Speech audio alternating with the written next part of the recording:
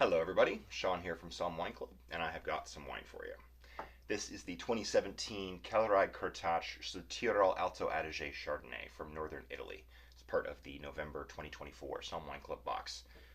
Now, Kellerei Kurtatsch is a cooperative winery, which means that they are made up of a bunch of small growers that individually wouldn't be able to produce enough wine to be commercially viable, so they pool their resources and create something that is an amalgamation, something greater than the sum of all of their individual parts. Kurtatsch is one of the oldest, most successful cooperatives in northern Italy.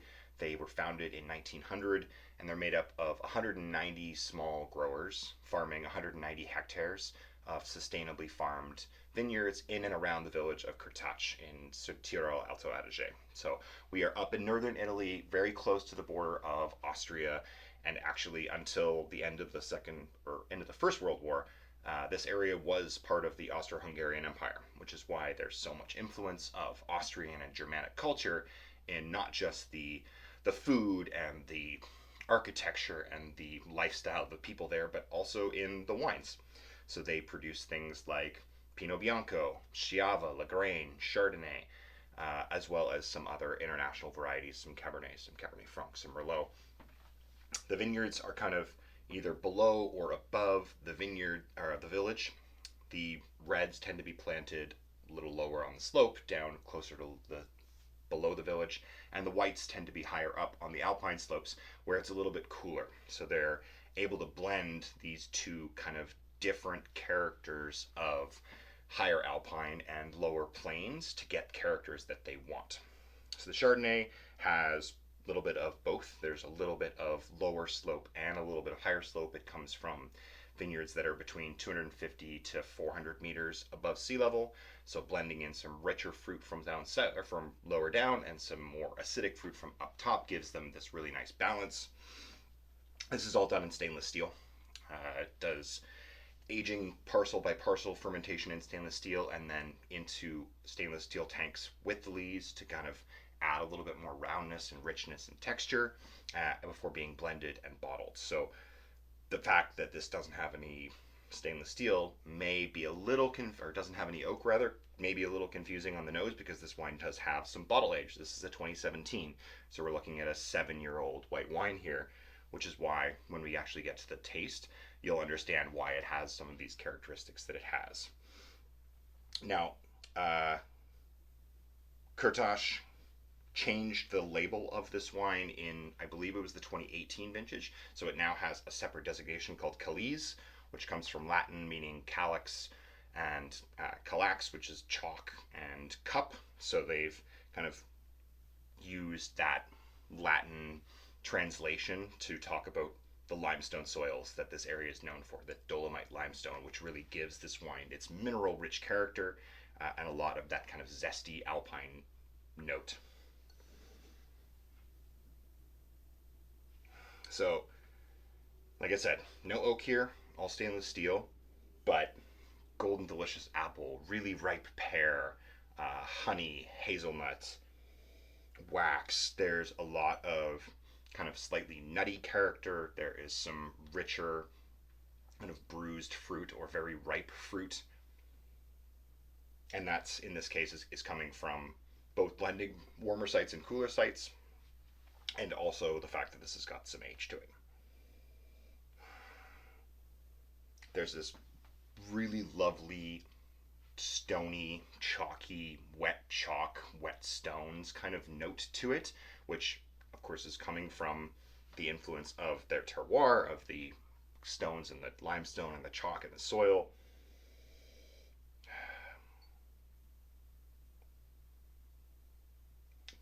But now that it's got some age, that's really starting to come out and kind of balance some of the richer toasty notes that you still find in the wine.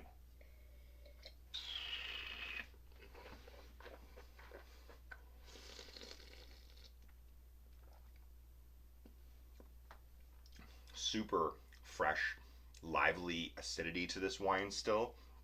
You are getting that nuttiness and that textural element on the palate, some of which is from lees and some from age, so it kind of fills your mouth out a little bit. But just keep reminding yourself there's no oak here. There's no oak here. This is an unoaked Chardonnay with age.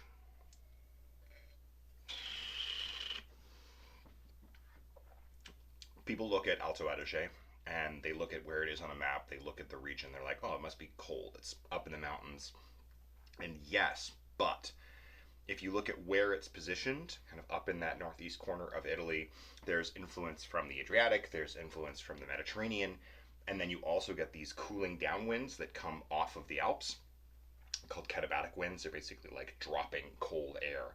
So you get warm influence from the Mediterranean and the Adriatic in the day, and then you get the cool winds coming down at the night. So you get these huge shifts in temperature, which allows them to get really beautiful, ripe, juicy fruit, but also retain incredibly fresh acidity and brightness and energy in the wines, which gives them longevity, it gives them character, it helps preserve them, and also allows them to balance that intensity of flavor with freshness.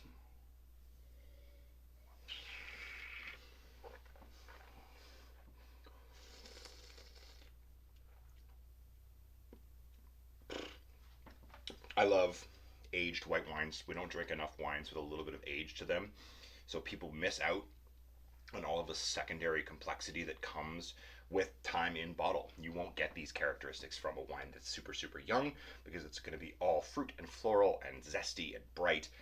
And this is just starting to turn into this slightly more dark and brooding and nutty and savory kind of style of wine. That's also going to change the food pairings for this wine a little bit with a French grape variety grown in Italy with Austrian cultural influence. There is kind of a fun mishmash of cultures and interesting dynamics that you can play with. So you can do Germanic food, you can do spätzle, you can do like roasted pork or speck is like super traditional to this region. This is where speck comes, that kind of Austrian or German influenced prosciutto style. Cured ham, you have lots of spinach used in the pastas and things like that. So you can get tirolesi, spätzle. You can get, I'm going to brutally bruise this one. It's Splatzkrupfen, I think. It's basically like a stuffed rye pasta with ricotta and spinach. You can do things like hazelnuts. You can do things like roasted squash. Anything that's got a little bit of nuttiness, that mushrooms, anything that's like fall flavored. This is awesome. It's gonna pick up on all of those notes and amplify them in whatever it is that you're eating.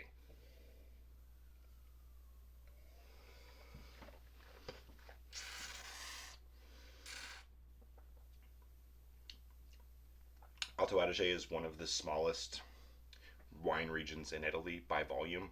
They only produce like 1% of what's made in Italy, but some of the wines that are coming out of this region are absolutely top and entirely underrated and underdiscovered. And so here you go. Here's more cool, interesting Northern Italian, small producer, small focused expressions of cool varieties in great places. So go and look up some pictures of this village in this region. It's stunning.